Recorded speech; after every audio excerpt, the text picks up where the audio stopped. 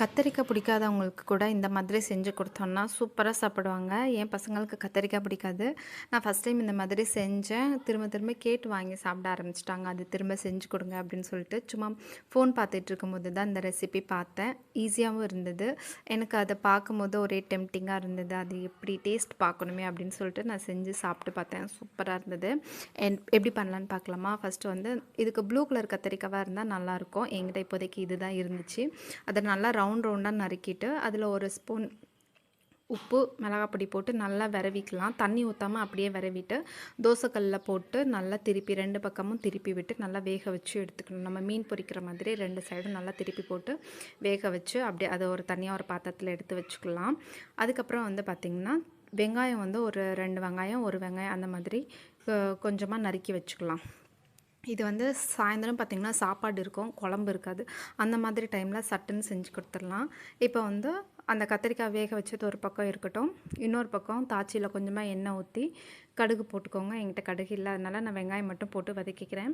வதக்கிட்டு நம்ம ஆல்ரெடி அதிலே உப்பு போட்டிருப்போம்.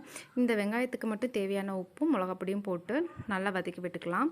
கொஞ்சமாக வந்து ஒரு 1/2 ஸ்பூன் அளவுக்கு மஞ்சப்பொடியும் கொஞ்சமாக போட்டுக்கலாம். போட்டு நல்லா வதக்கிக்கலாம். வதக்கிட்டு அந்த பச்சை வாசனை போன உடனே மசாலா வாசனை போனதுக்கப்புறமா நம்ம அந்த வதக்கி வச்சுருக்கோம் இல்லையா கத்திரிக்காய், அதையும் இதோட ஒன்றா சேர்த்து நல்லா வதக்கி விட்டுக்கலாம். அது கத்திரிக்காய் வந்து பார்த்திங்கன்னா இருக்கிறதே தெரியாது. நல்லா அதோட சேர்ந்து வதங்கி மெல்ட் ஆயிரும். பார்த்திங்கன்னா இந்த மாதிரி ஆகிடும். ஸோ இந்த மாதிரி நல்லா வதங்கினதுக்கப்புறம் அடுப்பை ஆஃப் பண்ணிடலாம். ஆஃப் பண்ணிவிட்டு இதை ஒரு பாத்திரத்துக்கு மாற்றி வச்சுக்கலாம். இதிலே கூட பண்ணிக்கலாம். ஸோ வேணான்ட்டு நான் ஒரு பாத்திரத்தில் மாற்றிட்டு அதுக்கு மேலே இந்த மாதிரி தயிர் வந்து ஊற்றிக்கலாம். தயிர் ஒரு பாக்கெட் தயிர் வந்து ஊற்றிருக்கேன். நான் வந்து கொஞ்சமாக செஞ்சுருக்கிறதுனால ஒரு பாக்கெட் ஊற்றிருக்கேன். நீங்கள் கொஞ்சம் நிறைய செஞ்சிங்கன்னா ஒரு 2 பாக்கெட் தயிர் ஊற்றிக்கோங்க. அது பார்க்கும்போதே கலர்ஃபுல்லாக அப்படி சாப்பிடணும் போல் தோணுச்சு எனக்கு. இதுக்கு மேலே கொஞ்சமாக கொத்தமல்லி இலை தூவி நம்ம சாப்பாட்டில் போட்டு சாப்பிட்டோன்னா சூப்பராக இருக்கும். கண்டிப்பாக ட்ரை பண்ணி பாருங்கள். எனக்கு அவங்க செய்யும்போது அந்த கலரு அந்த தயிர் மேலே ஊற்றின பார்த்த உடனே எனக்கு அதை சாப்பிட்ணுன்னு தோணுச்சு. அதனால தான் இதை எப்படியாவது செஞ்சு சாப்பிட்டு டேஸ்ட் எப்படி இருக்குன்னு பார்க்கணுன்னு சாப்பிட்டு பார்த்தேன்.